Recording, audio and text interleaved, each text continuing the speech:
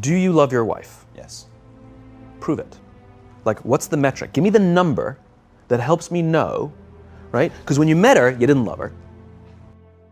Now you love her, right? Tell me the day the love happened. It's an impossible question.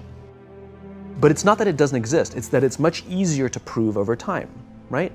Leadership is the same thing. It's about transitions. So if you were to go to the gym, it's like exercise, right? If you go to the gym and you work out and you come back and you look in the mirror, you will see nothing. And if you go to the gym the next day and you come back and you look in the mirror, you will see nothing, right? So clearly there's no results, can't be measured, it must not be effective. So we quit, right? Or if you fundamentally believe that this is the right course of action and you stick with it, like in a relationship, I bought her flowers and I wished her happy birthday, and she doesn't love me. Clearly I'll give up. That's not what happens. If you believe there's something there, you commit yourself to an act of service. You commit yourself to the regime, the exercise. You can screw it up. You can eat chocolate cake one day, you can skip a day or two. You know, it allows for that. But if you stick with it consistently, I'm not exactly sure what day, but I know you'll start getting into shape. I know it. And the same with the relationship. It's not about the events. It's not about intensity. It's about consistency, right? You go to the dentist twice a year, your teeth will fall out. You have to brush your teeth every day for 2 minutes. What does brushing your teeth twice a day for 2 minutes do? Nothing. Unless you do it every day, twice a day for 2 minutes, right? It's the consistency. Going to the gym for 9 hours does not get you into shape. Working out every day for 20 minutes gets you into shape. So the problem is we treat leadership with intensity. We have a 2-day offsite, we invite a bunch of speakers, we give everybody a certificate, you're a leader, right? Those things are like going to the dentist. They're very important, they're good for reminding us or getting us back on track, learning new lessons, but it's the daily practice of all the monotonous, little, boring things like brushing your teeth that matter the most. She didn't fall in love with you because you remembered her birthday and bought her flowers on Valentine's Day. She fell in love with you because when you woke up in the morning, you said good morning to her before you checked your phone. She fell in love with you because when you went to the fridge to get yourself a drink, you got her one without even asking.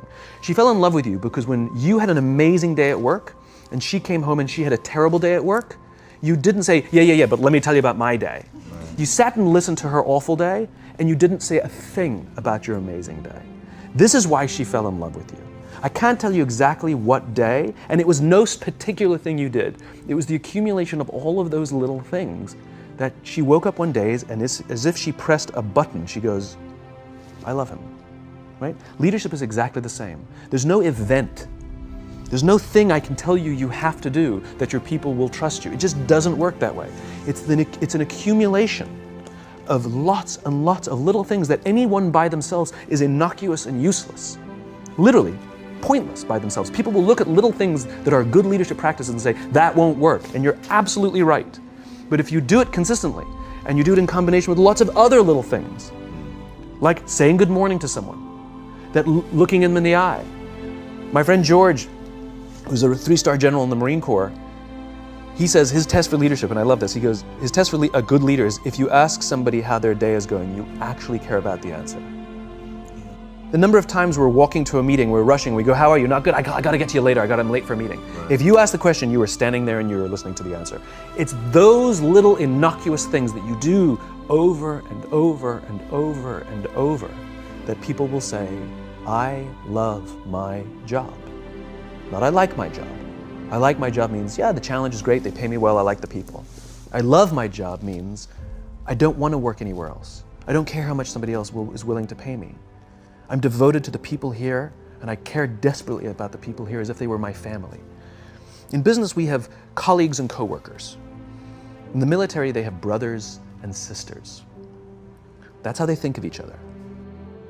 If you really have a strong corporate culture, the people will think of each other like brothers and sisters. It's like a family, right? No, brothers and sisters. Deep love. Fight, but the love doesn't go away. Bicker, the love doesn't go away.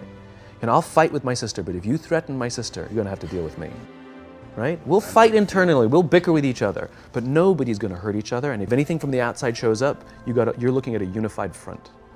Brothers and sisters. Now, how do you create brothers and sisters out of strangers? Common beliefs, common values, parents, in other words, executives who care about their children's success, who care to raise their children, teach them skills, discipline them when necessary, help them build their self-confidence so that they can go on and achieve something more than you could have ever imagined achieving for yourself. That's leadership.